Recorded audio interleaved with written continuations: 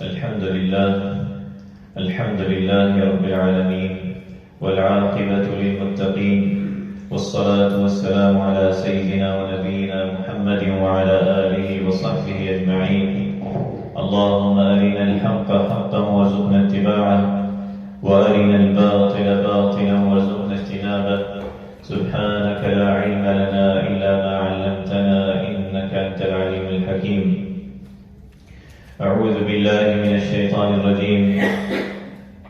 قال الله تبارك وتعالى: قد أفلح من تزكى.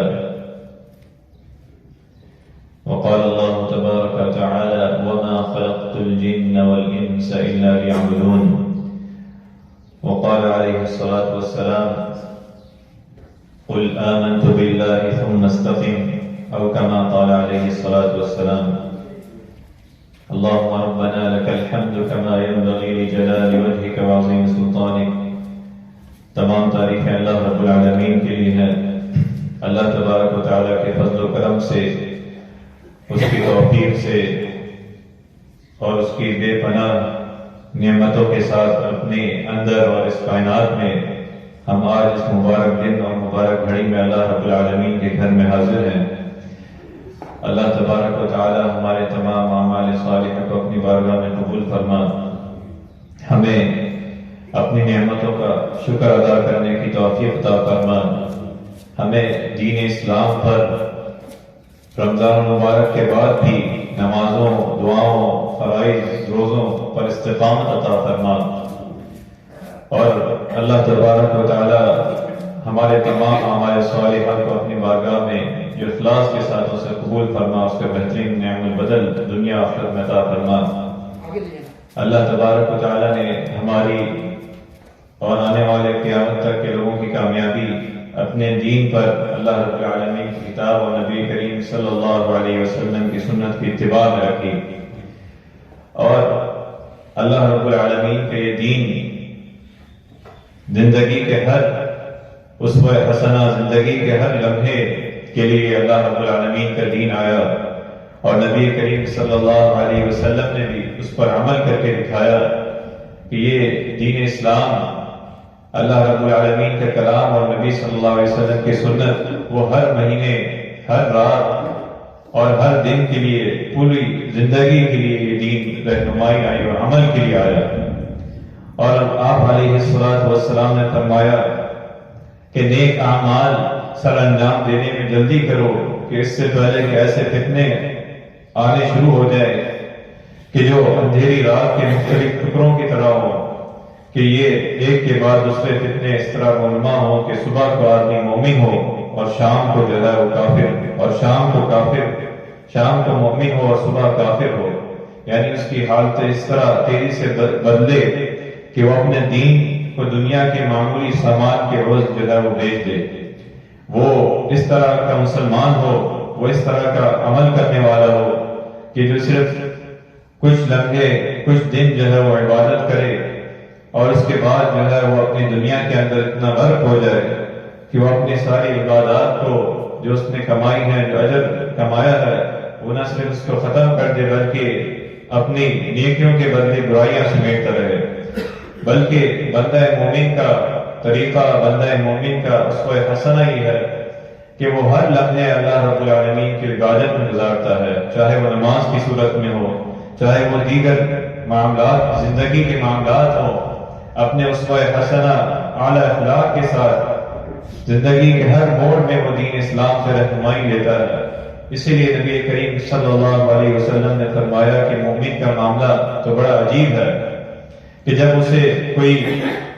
خیر ملتا ہے تو اس پر اللہ رب العالمین کا شکر ادا کرتا ہے تو وہ اس کے لیے بہتری ہے، اور جب اسے کوئی مصیبت ملتی ہے، مصیبت آتی ہے، آزمائش آتی ہے، کوئی تنگی آتی ہے، کوئی پکڑ آتی ہے، اللہ رب العالمین کی طرف سے کوئی امتحان آتا ہے، اس پر وہ صبر کرتا ہے تو وہ اس کے لیے جو ہے اللہ رب العالمین کی طرف سے باعث اجر ہوتا ہے، باعث ثواب ہوتا ہے. تو مومن کا معاملہ جو ہے وہ ہر لمحے، زندگی کے ہر لمحے وہ عبادت ہے، وہ معاملات ہیں، وہ زندگی گزارنا. وہ یہ نہیں ہے کہ وہ صرف رمضان مبارک تک ہو، بلکہ پوری زندگی جو ہے وہ اس طرح گزارتا ہے کہ وہ آخرت کی تیاری کرتا ہے، وہ اپنا جائزہ لیتا ہے ہر لمحے کہ اس نے رمضان مبارک کس طرح گزارا، اور رمضان مبارک ختم ہو گیا تو واقعی میں وہ عبادات جو اس نے رمضان مبارک میں کی کہ اس میں استقامت ہے نمازوں میں اور نماز با جماعت میں۔ فرمایا قد افلح من تزکا، کہ بے شک فلاح پانی ان لوگوں نے جو پاک ہو گئے، جو اپنا جائزہ لیتے رہے اپنی عبادات کا، اپنے گزشتہ اور اس میں آئندہ آنے والی اصلاح کا جائزہ لیتے رہے، اور دنیا کی زندگی تو فرمایا وَمَا الْحَيَاةُ الدُّنْيَا إِلَّا لَهْوٌ وَلَعِبٌ، کہ دنیا کی حقیقت تو کھیل اور تماشا کے علاوہ کچھ نہیں، اور بے شک آخرت کی زندگی جو ہے وہ اصل زندگی ہے۔ تو یہ ہمیشہ جائزہ لینا کہ آیا اس کی زندگی میں اس کی نمازیں جو رمضان مبارک میں اس نے گزاری، اس کی اہمیت و فضیلت، کیا اس کے بعد بھی اسی طرح عمل کرتا ہے، کیا وہ اس کے بعد بھی اللہ رب العالمین کا تقرب، اور جس طرح وہ روزے رکھا، جس طرح اس نے صدقات کیے، کہ وہ اسی طرح اس پر رمضان مبارک کے بعد بھی استقامت کی، کہ آپ علیہ الصلوۃ والسلام کی سب سے بار بار، اور اللہ رب العالمین کے قرآن مجید میں بار بار نماز کے بارے میں حکم آیا کہ وہ اقیموا الصلاۃ، نماز کو قائم کرو۔ اور نبی صلی اللہ علیہ وسلم نے بھی جو بنیادی رہنمائی دی وہ ہر مسلمان کے لیے اور ہر مسلمان کی زندگی کے ہر لمحے کے لیے جو نماز آپ علیہ الصلوۃ والسلام کو دی گئی معراج کے موقع پر، فرمایا کہ یہ 5 نمازیں فرض ہیں جس کا اجر و ثواب جو ہے وہ 50 کے برابر ہے، اور اس سے کئی بڑھ کر اللہ رب العالمین کہ ہاں اس کی قبولیت، اس کے درجات ہیں، لیکن اس میں استقامت ہو، اس نماز کی ادائیگی میں، فرض کی ادائیگی میں استقامت ہو، نوافل کی ادائیگی میں استقامت ہو،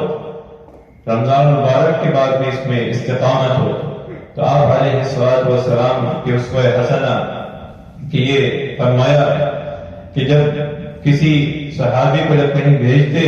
تو اسے سب سے پہلے یہ حکم دیتے کہ اللہ تبارک و تعالیٰ کی طرف بلانا اور رسول اللہ صلی اللہ علیہ وسلم کو آخری نبی بتانا، اور اس کے بعد ان کو نماز کے بارے میں بتانا کہ اللہ رب العالمین نے نماز کا جو حکم دیا ہے وہ ہر زندگی کے ہر دن میں جو ہے وہ اللہ رب العالمین سے کلام کرے، اس کے سامنے حاضر ہو۔ اور حضرت انس بن مالک رضی اللہ عنہ بیان کرتے ہیں کہ آپ صلی اللہ علیہ وسلم نے فرمایا اول ما يحاسب به العبد يوم القيامة الصلاة فإن صلحت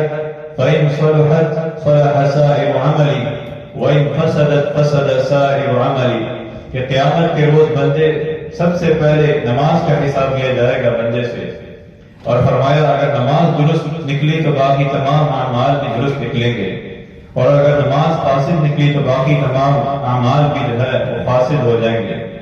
تو یہ اللہ رب العالمین نے جو ہم پر نماز فرض کی گئی، اور شہادتین کے بعد سب سے افضل چیز نماز کو قرار دیا گیا، فرمایا آپ علیہ الصلوۃ والسلام نے کہ اللہ رب العالمین کو سب سے محبوب چیز الصلاۃ علی وقتها، کہ بر وقت نماز ادا کرنا، پھر فرمایا بر الوالدین، والدین سے نیکی کرنا، پھر اللہ کے راستے میں جہاد کرنا، اور اس کی فضیلت و اہمیت نبی صلی اللہ علیہ وسلم نے سمجھانے کے لیے بتائی کہ اگر تم میں سے کسی شخص کے دروازے پر کوئی نہر ہو اور وہ اس میں روزانہ 5 مرتبہ غسل کرے تو کیا اس کے جسم پر کوئی میل کچیل باقی رہے گا؟ تو فرمایا کوئی اس میں میل کچیل نہیں رہے گا، جب وہ اس نہر میں 5 مرتبہ نہائے گا پاک صاف ہوگا۔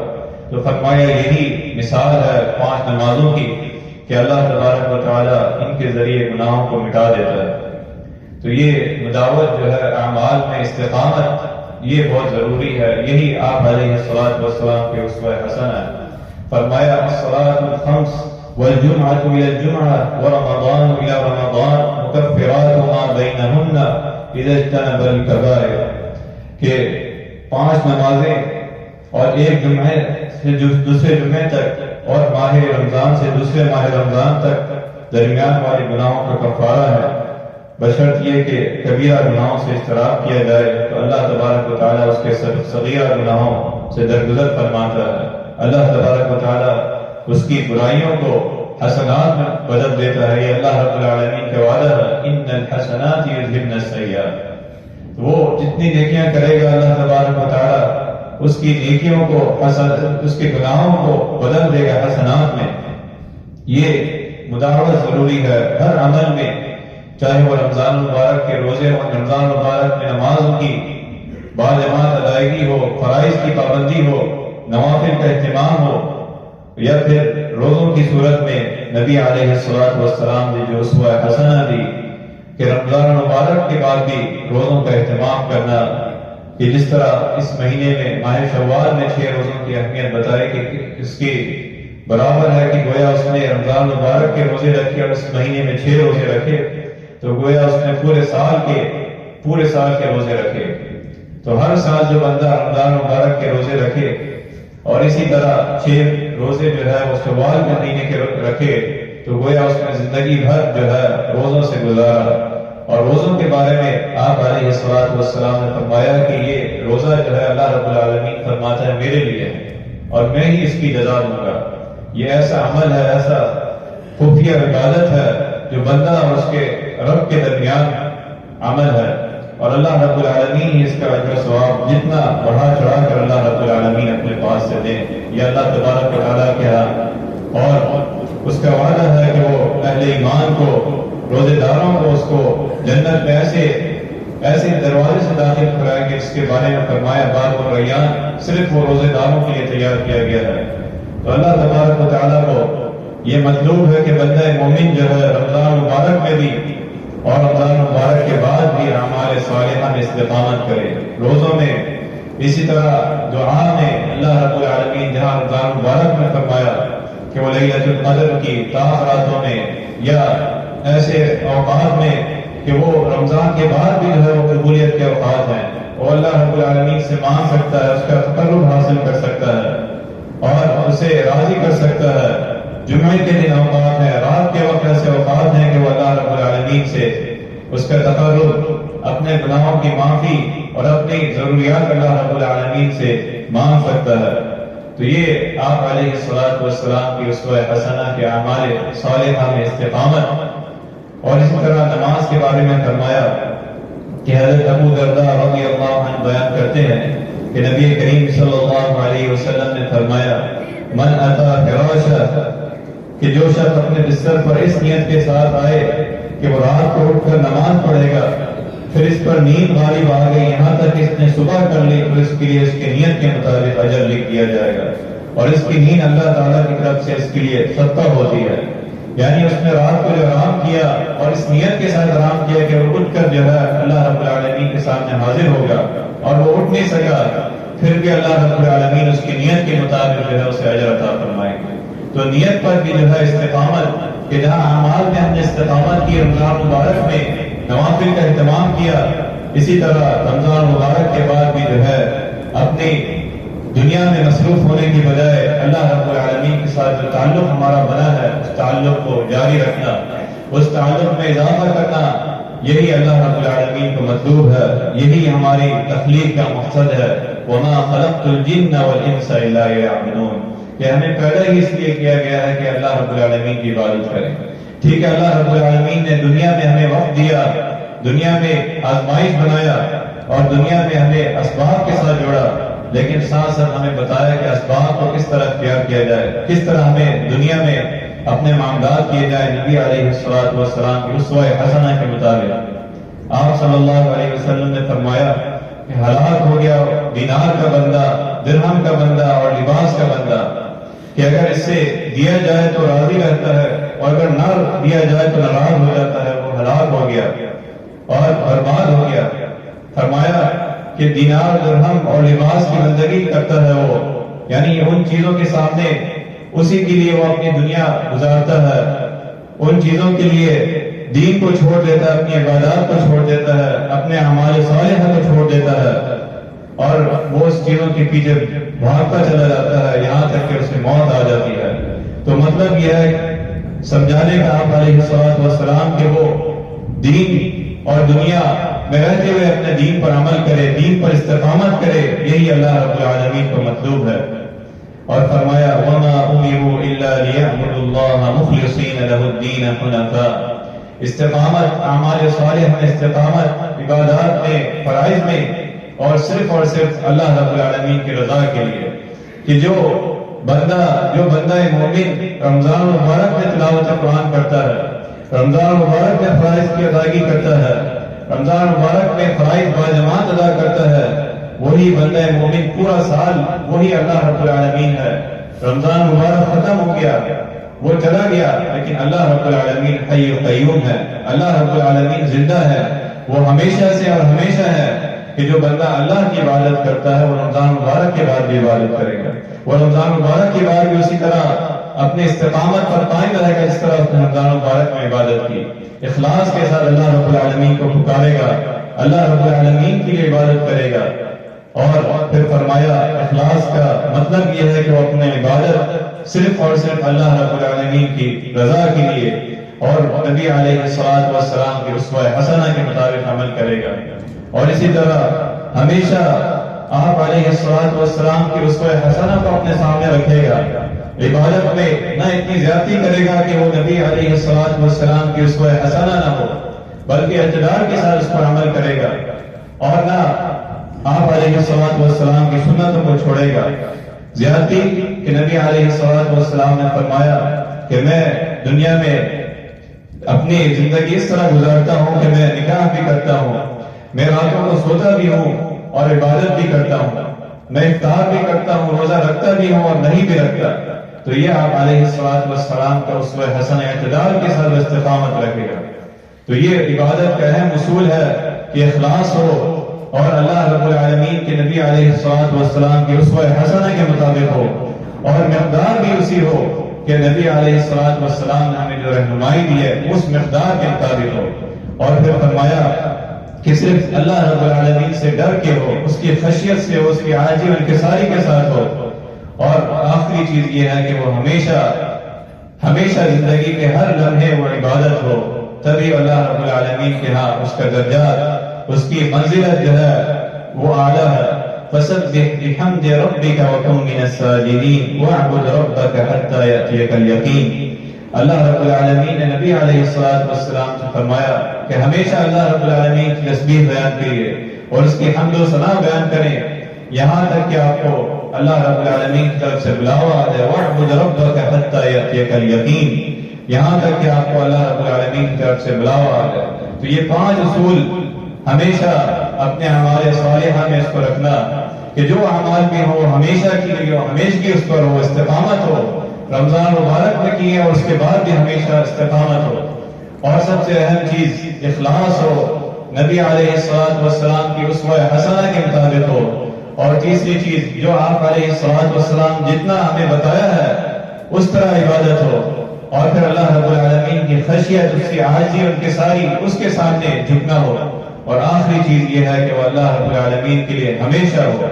ہمیشہ اس میں ضروری ہے وَاعْبُدْ رَبَّكَ حَتَّى يَأْتِيَكَ الْيَقِينُ، یہاں تک کہ آپ کو موت آ جائے۔ ایک صحابی نے آپ علیہ السلام سے پوچھا کہ ایک ایسی بات بتائیے کہ جو آپ نے کسی کو نہ بتائی ہو، تو آپ صلی اللہ علیہ وسلم نے فرمایا قُلْ آمَنْتُ بِاللَّهِ ثُمَّ اسْتَقِمْ، آپ کہہ دیں کہ میں ایمان لایا اور اس پر استقامت کی۔ یہی حضرت عائشہ رضی اللہ عنہا بیان کرتی ہیں کہ آپ علیہ السلام کو سب سے محبوب عمل یہ تھا کہ وہ جس میں دوام ہو، جس میں ہمیشگی ہو، وہی آپ علیہ السلام کو محبوب تھا۔ تو اللہ تبارک و تعالیٰ نے جو ہمیں رمضان مبارک عطا فرمایا اور اس کے بعد جو ہمیں زندگی عطا فرمائی، اس میں استقامت، اللہ رب العالمین سے دعا کی اور اپنی کوشش کی کہ اللہ تبارک و تعالیٰ نے ہمیں جو توفیق دی رمضان مبارک میں، اس کے بعد بھی اللہ رب العالمین ہمیں توفیق دے، استقامت دے کہ ہم نماز باجماعت ادا کریں، ہم مسجدوں کو آباد رکھیں، اللہ رب العالمین کے لیے اپنے دعائیں، اپنے عبادات، اپنے روزے اسی طرح اہتمام کریں جس طرح ہم نے رمضان مبارک میں کیے، اور اللہ رب العالمین کے لیے ہمیشہ اختیار کریں عبادت میں۔ اللہ تبارک و تعالیٰ سے دعا ہے کہ جو کچھ سنا ہے اس پر عمل کرنے کی توفیق عطا فرما۔ وآخر دعوانا الحمدللہ۔